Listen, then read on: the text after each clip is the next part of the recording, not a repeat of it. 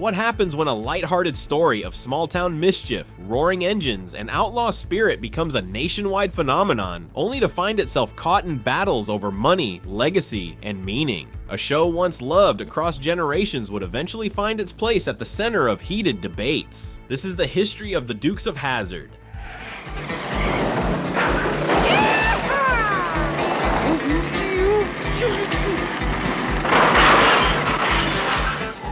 In the rolling hills of fictional Hazzard County, two cousins, Bo and Luke Duke, spent their days outwitting the greedy county commissioner Boss Hogg and the bumbling sheriff Roscoe P. Coltrane. Behind the wheel of their orange Dodge Charger, the General Lee, they turned every dirt road and dusty trail into a battleground of high-flying escapes and daring chases. They weren't criminals, they were underdog heroes, a modern twist on the Robin Hood myth, fighting back against a system rigged by the powerful. Around them stood a cast of loyal allies, including their mechanic friend Cooter, and a town where justice bent under pressure but never fully broke. For 7 seasons, this was the world of the Dukes of Hazzard. Action, comedy, and charm stitched together with horsepower and heart. Before television audiences ever met the Duke boys, their story began in a very different form. In 1975, a film called Moonrunners quietly hit theaters, written and directed by Guy Waldron. Though it was shot in 1973, the film didn't see release until 2 years later. The inspiration came directly from the life of Jerry Rushing, a real-life moonshiner from the American South, whose tales of bootlegging laid the groundwork for the characters, tone, and world that would eventually evolve into the Dukes of Hazzard. The film was narrated by Waylon Jennings and leaned heavily into action and backwoods grit, but critics were not kind. Despite the cold reception, Warner Brothers saw untapped potential beneath the surface. They approached Waldron with the idea of reworking Moonrunners into a television series. The timing couldn't have been better. By the late 70s, American television was already filled with action-packed shows like The Rockford Files on NBC, Starsky and Hutch and Charlie's Angels on ABC, and Wonder Woman on CBS. These shows often told stories where regular government and law enforcement could not be trusted to protect the innocent, forcing everyday heroes to take justice into their own hands. Taking inspiration from the car chases, the colorful characters, and the spirit of rebellion that fueled Moonrunners, Waldron's adaptation embraced the outlaw mythos at its core. At the heart of the Dukes of Hazzard was not just its good old boy charm or southern fried humor, it was the action. Specifically the stunts that defined the show week after week. And no element of that action was more iconic than the General Lee, a bright orange 1969 Dodge Charger that became as famous as the characters themselves. Every episode featured up to 3 major car stunts, which quickly became its signature. To keep up with the demand, Warner Brothers assembled a full-time second unit dedicated solely to stunt work.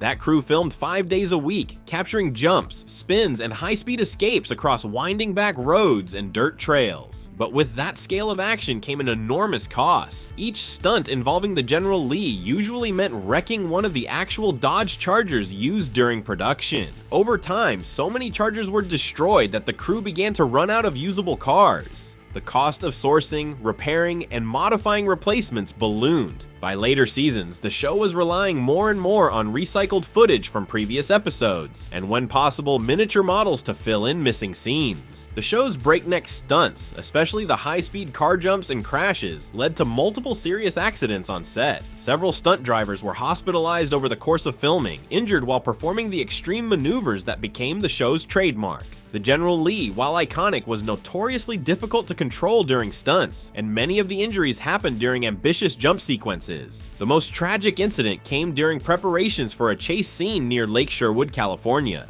Camera assistant Rodney Mitchell was killed when a camera truck carrying him and 8 other crew members flipped over during a rehearsal. The accident cast a heavy shadow over the production and served as a stark reminder of the real risks involved in bringing the show's high-speed spectacle to life. So I heard about these auditions for Dukes. My agent said, well, we thought you were going to be able to go in, but you're not going to be able to go in because... When it came time to cast the Dukes of Hazzard, Warner Brothers and the producers pulled together a blend of fresh faces and seasoned performers. The role of Bo Duke went to John Schneider, who was only 18 years old at the time. A New Yorker by birth, Schneider pretended to be a 24-year-old Southerner during his audition to help land the part. Luke Duke was played by Tom Wopat, an actor with a strong background in theater. Catherine Bach was cast as Daisy Duke. She also helped redesign her own costume, which led to the creation of the now iconic denim shorts known as Daisy Dukes. Veteran actor Denver Pyle took on the role of Uncle Jesse. James Best was cast as Sheriff Roscoe P. Coltrane, and Sorrel Book portrayed the greedy and comical Boss Hogg. Waylon Jennings, who had narrated Moonrunners, returned as narrator for the Dukes of Hazzard. His theme song, Good Ol' Boys, became a country music hit, and though he provided voiceover throughout the series, he did not physically appear on screen until the final season. When the Dukes of Hazzard premiered on January 26, 1979, it arrived with modest expectations. CBS had originally intended the show to fill a mid-season gap, ordering only 13 episodes. Yet from its very first airing, the series struck a chord with audiences. The playful mix of car stunts, country humor, and underdog heroes battling corrupt authority figures quickly pulled in viewers. The immediate public reaction was overwhelming. Fan mail flooded in just weeks after the early episodes aired, filled with letters praising the characters and excitement about the General Lee. About 40 million people tuned in each week, with a remarkable 12 million of them falling between the ages of 2 and 18. Surprisingly, the show also captured a large adult audience, including around 40% women and 50% viewers over 50 years old. While audiences embraced it, critics wasted no time in attacking it. One early review slammed the show as one of the dumbest, most brainless, formulaic pieces of trash ever broadcasted on television. In 1981, Mike Duffy called it a lowbrow, cartoonish pastiche of Dogpatch numbskullery. Other critics described it as goofball adventure or nose-picking Elmer Fudd-style stupidity. Some even worried aloud that a country entertained by the Dukes of Hazzard might not be smart enough to outcompete the Soviet Union. Regardless of the critical disdain, the audience had spoken, and for CBS, that was what mattered. During its peak, the Dukes of Hazzard inspired several expansion attempts. The first spin-off, Enos, aired in 1980 but lasted only 18 episodes before being cancelled. In animation, Hanna-Barbera produced the Dukes cartoon, which ran for 20 episodes between 1983 and 1985. Despite these efforts, none of the spin-offs or adaptations captured the original show's widespread popularity. At its peak, it was everywhere. Over 224 officially licensed Dukes branded products flooded stores, including lunchboxes, pedal cars, action figures, pajamas, and more. Companies like Ideal and Knickerbocker raced to plaster the General Lee or the Duke Boys' faces onto anything they could manufacture. For a time, the merchandising machine was unstoppable. Kids across America slept on Dukes bedsheets, raced Dukes toy cars, and wore Dukes-themed clothing from head to toe. However, the empire depended on the show's continued success. When the show's popularity began to decline, the merchandise world began to crumble. Knickerbocker Toys, after investing heavily in Dukes merchandise, the company collapsed when sales fell, leading to more than 800 employee layoffs. Warner Brothers, facing losses from the merchandise collapse, was forced to sell off rights to other valuable brands like Snoopy and Raggedy Ann to recover. What had once been a powerful merchandising empire faded almost as quickly as it had risen. And then, all of a sudden, Kathy and Tom and John are appearing on every publication, and the letters are coming in. As the Dukes of Hazzard continued to dominate the ratings, trouble started brewing behind the cameras. Despite the show's massive success and the flood of merchandise lining store shelves, many of the stars felt they were being underpaid, especially when it came to royalties from the enormous sales of Dukes branded products. John Schneider, Tom Wopat, and James Best all grew increasingly frustrated with Warner Brothers. John and Tom were particularly vocal, believing that the studio was using shady accounting practices to hide the real profits and avoid paying them their fair share. The two eventually filed lawsuits against Warner Brothers, setting off a legal battle that put serious strain on the production. James Best managed to renegotiate his deal without going to court, but he shared similar frustrations over what he saw as boring, recycled scripts. Complaints about the writing becoming stale grew louder among the cast, with a sense that the creative spark that had made the show special was beginning to dim. As tensions escalated, Warner Brothers delayed production while trying to settle the disputes. The lighthearted atmosphere that once defined the set began to sour, planting seeds of deeper problems that would soon spill over onto the screen. With John and Tom embroiled in lawsuits over unpaid merchandising royalties, Warner Brothers decided to press ahead without them, so they wrote Bo and Luke Duke out of the show entirely. In their place, Warner Brothers introduced two new characters, Coy Duke, played by Byron Cherry, and Vance Duke, played by Christopher Mayer. The idea was to simply substitute the cousins into the same scripts, often crossing out Bo and Luke's names and inserting Coy and Vance instead.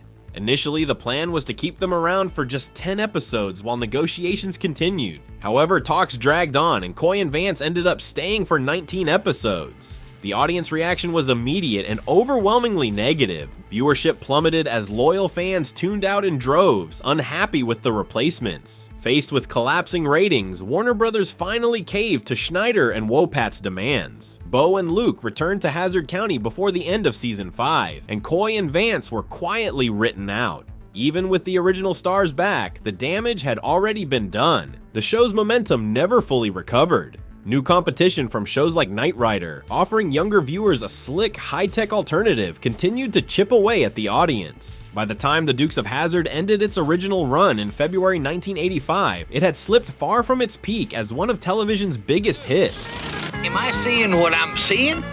Pure hog genius! Even after the original series ended in 1985, the Dukes of Hazzard refused to fade away. Years later, the cast reunited for two made-for-television movies that brought the characters back to Hazzard County. The first film, The Dukes of Hazzard Reunion, aired in 1997. The movie found Bo and Luke returning home to celebrate Hazzard County's 200th anniversary. Many of the original cast members reprised their roles, though Denver Pyle, who played Uncle Jesse, was battling cancer during filming and passed away shortly after its release. A second TV movie, The Dukes of Hazzard, Hazzard in Hollywood, followed in 2000. This time, the Dukes headed to Los Angeles to raise money for a new hospital back home. The lighthearted adventure once again reunited most of the original cast and gave fans another dose of familiar fun, although the magic of the original series proved harder to recapture as time went on. Then, in 2005, Warner Brothers attempted to reboot The Dukes of Hazzard for the big screen.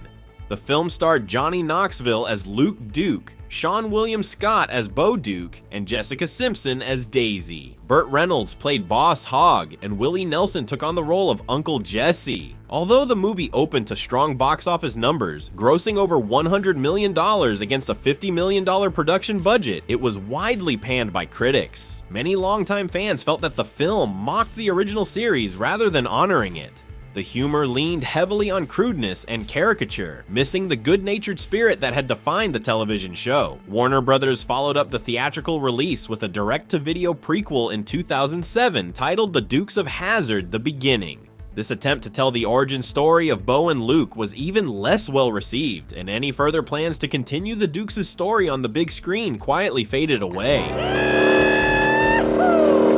I don't believe it. They're guilty. They are guilty. You're making moonshine, and I got... The show remains a favorite among fans and has found a second life in home video. In 2014, Warner Brothers released the complete series box set on DVD, which included all 7 seasons and bonus features. What happens when a lighthearted story of small-town mischief, roaring engines, and outlaw spirit becomes a nationwide phenomenon, only to find itself caught in battles over money, legacy, and meaning? In the case of the Dukes of Hazzard, the answer is both simple and complicated. For millions, it was never about politics or controversy. It was a show about family, fast cars, and fighting back against corruption. During its peak, it was one of the most watched programs on television, with 40 million weekly viewers and a merchandising empire worth hundreds of millions of dollars. It was silly, thrilling, and defiantly optimistic, and it connected with audiences of all ages, even as critics dismissed it as lowbrow trash. But time has a way of changing how we see things. The show's Confederate flag, displayed prominently on the roof of the General Lee, was once treated as a harmless Southern symbol. That changed in 2015 after a mass shooting reignited national outrage over Confederate imagery.